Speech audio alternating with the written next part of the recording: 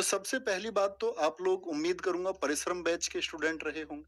ठीक है, अगर नहीं भी रहे हैं तो भी मैं बताऊंगा। तो जो परिश्रम बैच हमारा रहा, जो कि कंप्लीट हो चुका है एप्लीकेशन पर, रोजगार विदंकित एप्लीकेशन पर, आप इससे जुड़े रहे तो आप लोगों ने थ्योरी पार्ट को पढ़ लिया। ठीक है, उसके बाद में आती है आपका प्रैक्टिस सेट की बात। ठीक है, जो प्रैक्टिस सेट अब कंटिन्यू हुए हैं तो आप लोगों के लिए काफी होगा। जो बच्चे परिश्रम बैच से जुड़े हुए रहे थे उनके लिए परिश्रम 2.0 फ्री ऑफ कॉस्ट मिलेगा। जो भी नया बैच आएगा उनको कोई पैसा खर्च करने की अब बात आती है उन बच्चों की कि जो परिश्रम बैच से नहीं जुड़े हुए हैं, तो आपको चिंता करने की जरूरत नहीं है। आप किसी ना किसी एक बैच से जुड़े हुए होंगे, हमारे यहाँ कहीं और अगर कहीं और भी या हमारे यहाँ भी कभी किसी बैच से जुड़े हुए नहीं रहे, तो प्यारे बच्चे मैं आपसे कहता हूँ कि यूट्यूब पर हमारे द्वारा हर सब्जेक्ट की भास्कर सीरीज फ्री में अवेलेबल है। आप अगर समर्थ नहीं है कोर्स लेने के तो कोई जरूरत नहीं है कि आप कोर्स ले ही। भास्कर सीरीज के द्वारा प्यारे बच्चे जो वहां पर थ्योरी में क्लास कराई गई है, हिस्ट्री, ज्योग्राफी, इकोनॉमिक्स, आप वो करें और उसके साथ में प्रैक्टिस सेट करें। इतना ही जीएस में कोई भी बच्चा एप्लीकेशन क्लास से कर पाएगा और उतना ही वहां कर। ठीक है, इस तरह से आप अपनी तैयारी को बहुत बेहतर बना सकते हैं। अब प्रैक्टिस सेट की बात करें तो भैया जैसे 50 क्वेश्चन रहेंगे, तो 50 क्वेश्चन में अगर हम बात करें प्यारे बच्चे कि क्या रेशियो रह सकता है, बोलेंगे एक बार। Nishu, very good. पागल फौजी, बहुत बढ़िया। सबका स्वागत है। तो अगर मैं रेशियो की बात करूं, अभी देखो हम बात करते हैं पहले तो दिल्ली पुलिस कांस्टेबल, जो आपका दिल्ली पुलिस कांस्टेबल जो 2020 में हुआ।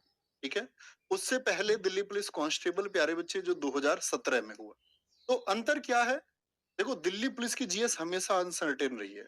2017 में लगातार अगर बात करें करंट अफेयर्स बहुत पूछ लिया, 27, 28, 28, 27 इतने तक का भी पूछ लिया। ठीक है, और डीपी कांस्टेबल 2020 की बात करते हैं तो इसमें स्टैटिक बहुत बढ़ा दिया। अब ये क्यों बढ़ा दिया समझना जरा, क्योंकि 2020 के दौरान प्यारे बच्चे जो एसएससी ने जितने भी एग्जाम कराए उन सभी में स्टैटिक को उन्होंने बढ़ा करके पूछा, चाहे एमटीएस हो, सीएचएसएल हो, सीजीएल, क्योंकि ये एसएससी ने। तो एक कारण तो ये रहा।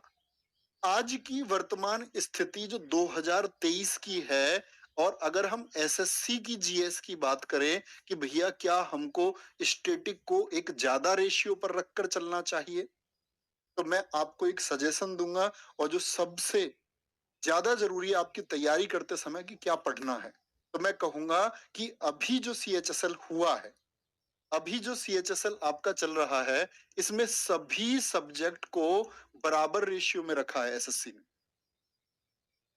चाहे हिस्ट्री हो, ज्योग्राफी हो, पॉलिटी हो या स्टैटिक हो, सबको बराबर कर दिया। करंट अफेयर्स को कुछ कम नहीं कुछ ज्यादा नहीं, सबको बराबर रेशियो पे रखा है। तो एक बराबर रेशियो पे तैयारी हम करेंगे। अच्छा भैया, अभी एमटीएस आने वाला है, जो ये एमटीएस आएगा, अगर इसमें भी यही रेशियो रहा कि हर सब्जेक्ट का रेशियो इतना ही रखता है, तो ये श्योर हो जाएगा प्यारे दोस्त, आप इस बात को नोट कर लेना कि दिल्ली पुलिस आने वाले कांस्टेबल के एग्जाम में भी वही रेशियो चलेगा कि सब सब्जेक्ट को बराबर रखे। लेकिन आने वाले एमटीएस में फिर से अगर स्टैटिक को इन्होंने बढ़ाया, आपको भी स्टैटिक की तरफ फिर जाना हो, वो हम तय कर लेंगे आने वाले टाइम के साथ में कि हमको किधर ज्यादा जाना है, किधर किस तरह से हमको तैयारी करनी है।